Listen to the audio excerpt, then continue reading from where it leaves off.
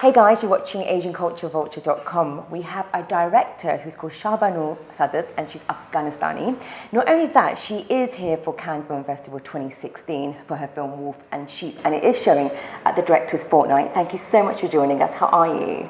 Thank you so much. I'm good. So tell us a bit about the story. It's a very interesting story. I was just having a read earlier on and I thought, wow, it's got so many different elements in it. Yeah, well, Wolf and Sheep is about a really small and isolated village somewhere in rural central Afghanistan, and it's very personal film, and it's based on my times, my 7 years in living there when I was 11 till my 18. What was it like living there as a young girl? Obviously Afghanistan now and then is very different. Yes, it was very different because I was born in Iran as a Afghan refugee. And then when I was 11 years, after 11 September events, we were kind of the first group of Afghan refugees living in Iran that coming back to the country. And I was living in a big city, Tehran, and suddenly my parents decided to move back to their small village in central Afghanistan. So the transition from a really big city to the small village was quite hard for me as a kid. And I didn't know I couldn't speak the language because I spoke Persian and they spoke Hazaragi, which is accent for Dari language in Afghanistan. I didn't know the language, and it was kind of like because of my eye vision, I couldn't wear my glasses because people in that community, they thought that only blind people are wearing glasses. Really? Yes, so I couldn't wear my glasses, and then I was all the time falling down and I act really weird, so I was kind of weird. So you're known as a weird girl, basically. And I was kind of outsider with no friend, and it was a little bit harsh for a kid like me. So, you obviously transgressed through that and told your story through this film, Wolf and Sheep. Why did you want to tell this story? Because I think the story. Well, first, my reason first is not as a filmmaker, but just as a person. I was so tired of the cliche picture of Afghanistan that I just watch in every film by filmmakers from Afghanistan or international filmmakers, and of course the media, that they always picture Afghanistan like a really dark and ugly place and true hell, or sometimes they also picture Afghanistan like they want to show the bright side and really good things about Afghanistan, which I couldn't really find in none of them, the Afghanistan that I knew, and I got so angry after watching them, like, oh my God, they have really poor knowledge about this country, and everywhere is like Afghanistan, but the knowledge is like just zero. So tell us a bit about this film, because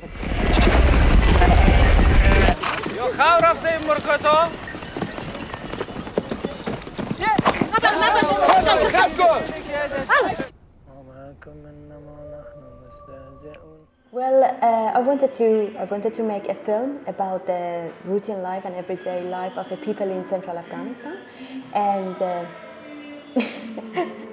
and then I started to know about the stories that people believe, and one of these stories was the Kashmir Wolf story, that in fact is really political story, and it tells a lot about Afghanistan and about ethnicities living there. Ethnicities, yeah. Yes, they live there, because it was like a lot of races, a lot of different races living in Afghanistan, and one of them, they are Hazara people, that my film is about them specifically.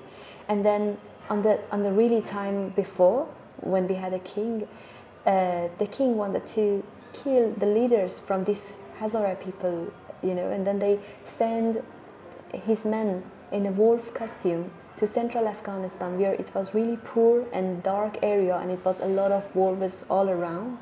They sent his men with the wolf costume to kill the leaders. Suddenly this Kashmir wolf was a hero. I like this combination between the being a woman and have a power of wolf, that everyone is scared of the wolf, but in reality it's a woman, and I connected somehow, to myself, like.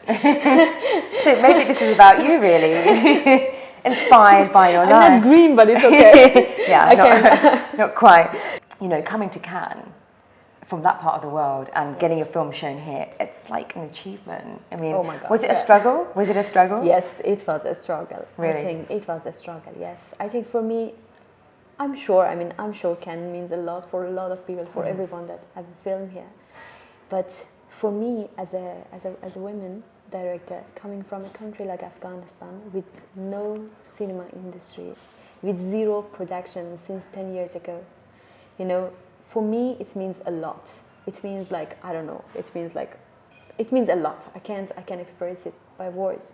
But even also as a female director, you know, I think Afghanistan is a very, I don't know, is a country that I'm in love with it, and at the same time I'm in hate with it because It's a love-hate relationship, basically. yes, it's a very weird, complicated relationship, Yeah. you know. But I don't know. I feel like I think at the same time I think like it's a very rich country, rich in culture and rich in the stories and rich in the images and in everything. But we don't have the filmmakers that they show a different version of Afghanistan, like a version of a local.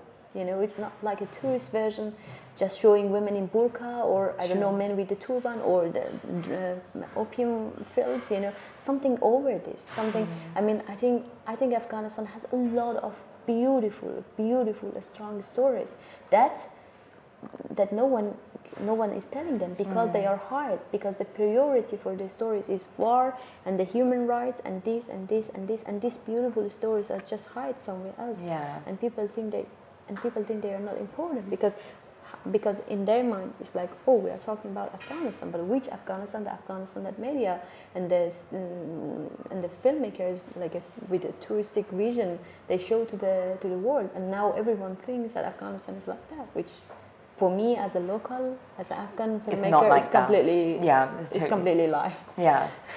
Well, Shahrbanoo Sadat, thank you so much for joining us at Thank you Cannes. very It was much. lovely to meet you and wishing you all the best.